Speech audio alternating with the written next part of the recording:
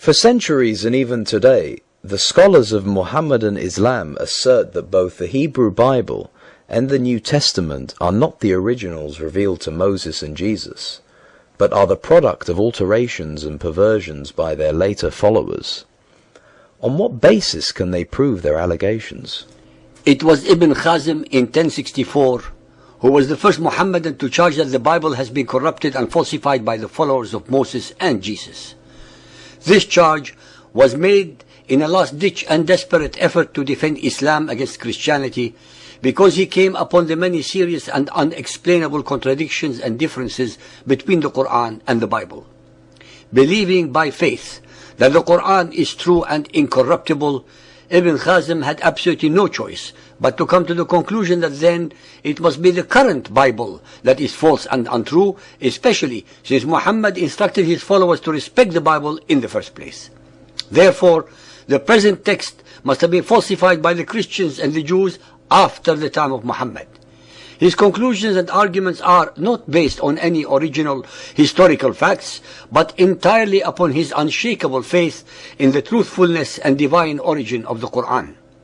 Many other exegetes did not accept or agree with his conclusions, among whom are many of the luminaries of Islam, such as Ali al-Tabari, al-Bukhari, al-Mas'udi, Abu Ali Hussein bin Sina, al-Ghazali, and Ibn Khaldun. In reality, it is not up to the people of the book to prove their book is uncorrupted, but up to the Muhammadans to do so based on any original book that would show these corruptions. The interpreters of the Quran repeatedly denigrate and accuse both the Jews and Christians of having tampered with and corrupted their holy book to suit their with as yet unexplained and unidentified nefarious purposes. These evil, mendacious, and unsubstantiated accusations are in fact introduced to cover up the incredibly huge number of unexplainable and irreconcilable differences in both the Quran and its interpretations with the same events as described in their original versions in the Bible and Scriptures.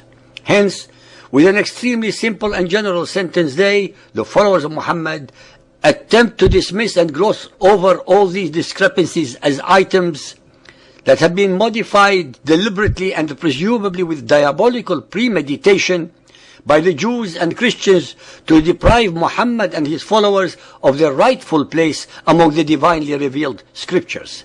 Unfortunately for the Muhammadan accusers, it can be easily demonstrated that in all its relevant verses, the Quran declares the Bible to be a true revelation of Allah and demands faith in it, such as can be shown in the following surahs, which presuppose the availability of the true revelation of Allah to the Arabs at the time of Muhammad. Surah Al-Baqarah 2.136. Say ye, we believe in Allah and the revelation given to us and to Abraham, Ishmael, Isaac, Jacob, and the tribes, and that given to Moses and Jesus.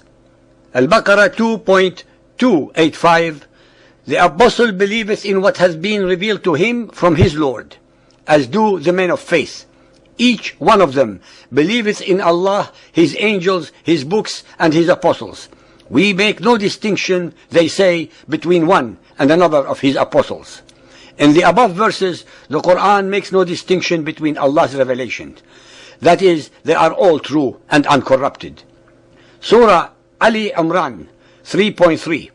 It is He who sent down to thee step by step in truth the book, confirming what went before it.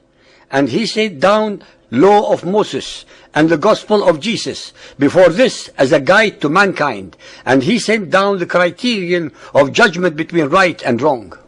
Nowhere does the Quran even imply that the people of the book had corrupted the texts of their scriptures, but only that some of them misrepresented the meaning of some texts. 3.93.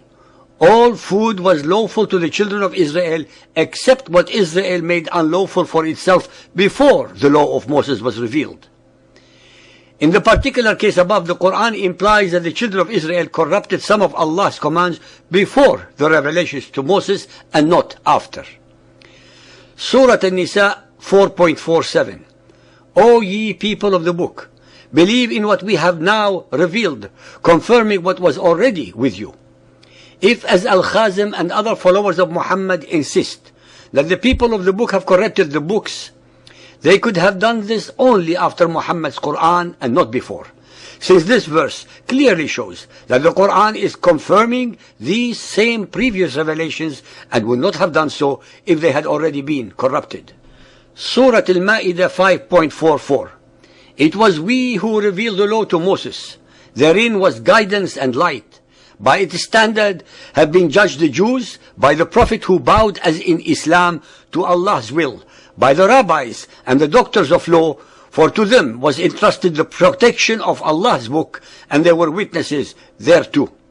In the verse above, the Quran asserts that the Jews were entrusted with protecting and preserving Allah's book, the Torah. And there is no indication given here that they failed that trust, especially since it was because they had done so that Muhammad was able to bring about the Quran as a scripture to his own pagan people. Since the followers of Muhammad are certain that the people of the book had deliberately corrupted their books, then the onus is on them to show the original uncorrupted ones, upon which they base their puerile and unsubstantiated allegations. Al-An'am 6.91. Say, who then sent down the book which Moses brought, a light and a guidance to mankind? Al-An'am 6.92. And this is a book which we have revealed, bringing blessings and confirming the revelations which came before it.